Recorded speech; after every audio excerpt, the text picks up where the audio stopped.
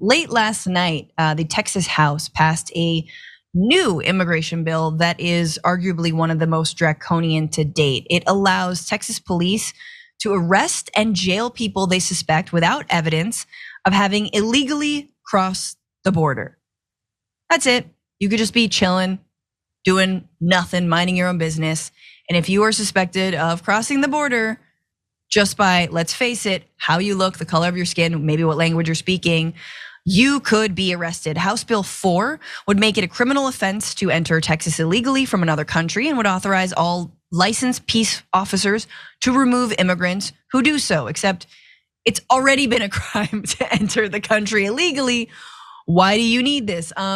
Obviously, it has to pass the Senate first, and then Greg Abbott, I can only assume, will sign something like that. A lot of Texas House Democrats spent hours attempting to block this from proceeding, but they were unsuccessful. Here is a clip of one Democrat speaking about what this bill would actually mean.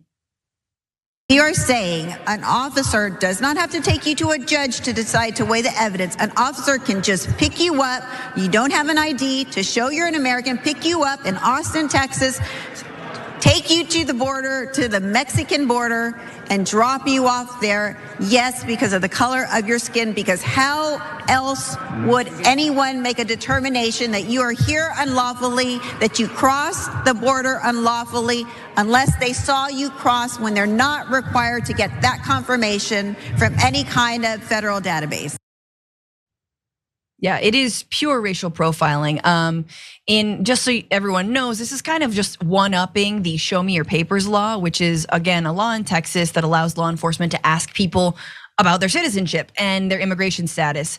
And it allows for those people who didn't to provide that or didn't have immigration status or papers to be removed from their jobs, including elected officials, which is like, what? It was upheld on appeal after obviously being fought in court. You know, we've had activist Olivia Juliana, who I'm blanking on the name of her organization, but I think it's something generation. But she's wonderful. She's been on TDR, and I'm gonna actually get the organization that she heads up. She is an organizer in Texas. She has brought Matt Gaetz to his knees on Twitter and like just totally destroyed him. And she herself is totally destroyed by what this bill could mean if it is passed into law. Here she was on TikTok last night. I'm so terrified at the prospect that when this bill passes and racial profiling is legalized in the state of Texas, that my dad or my brother, my cousins or my grandfather are gonna be subject to this profiling and mistreatment because Republican lawmakers and the state house thought that it was okay. Yeah. So that's Olivia Juliana of Gen Z for Change. And you know, Brett, Texas is such a purple state, right? It's just run by the GOP.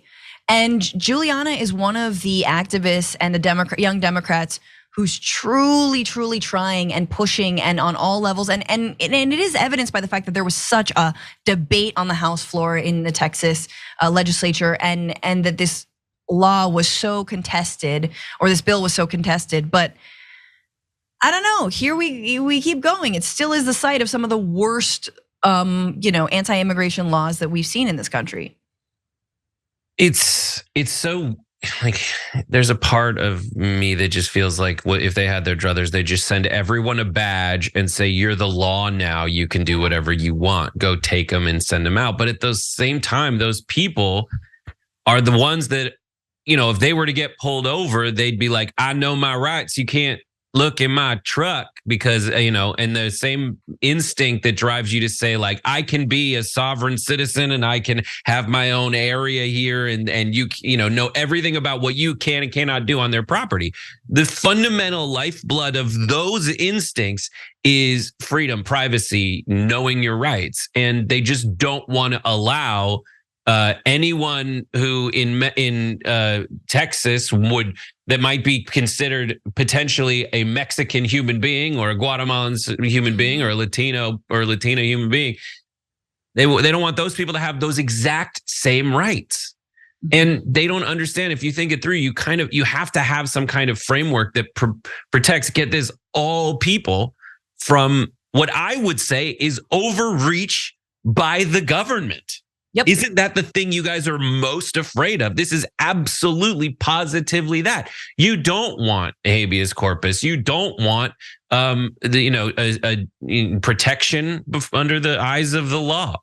Yeah, and it's such a good point. And also it's important to know, like, Customs and Border Patrol has, and I'm not remembering the exact mile radius, but it's something wild in terms of their jurisdiction from the US border into the United States, where they can stop anyone for any reason and question them, potentially detain them. I mean, it is like, again, the freedoms are liberties that are sort of given up because of the border and because of potentially undocumented, dangerous migrants, which, it's mostly like women and children looking for, a better life and or, at the worst instance, just escaping gang violence and whatnot, or natural disasters.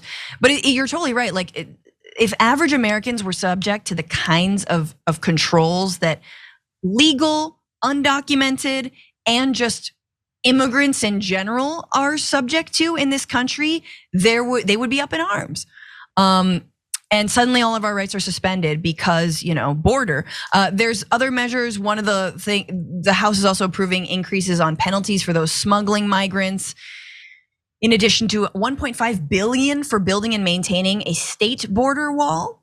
And then also Ken Paxton, still mad. First of all, still Attorney General somehow, despite all of the narrowly escaping impeachment and all the corruption, but is suing the Biden administration for, remember, DHS cut the razor fence that officials had put up along the banks of the Rio Grande River.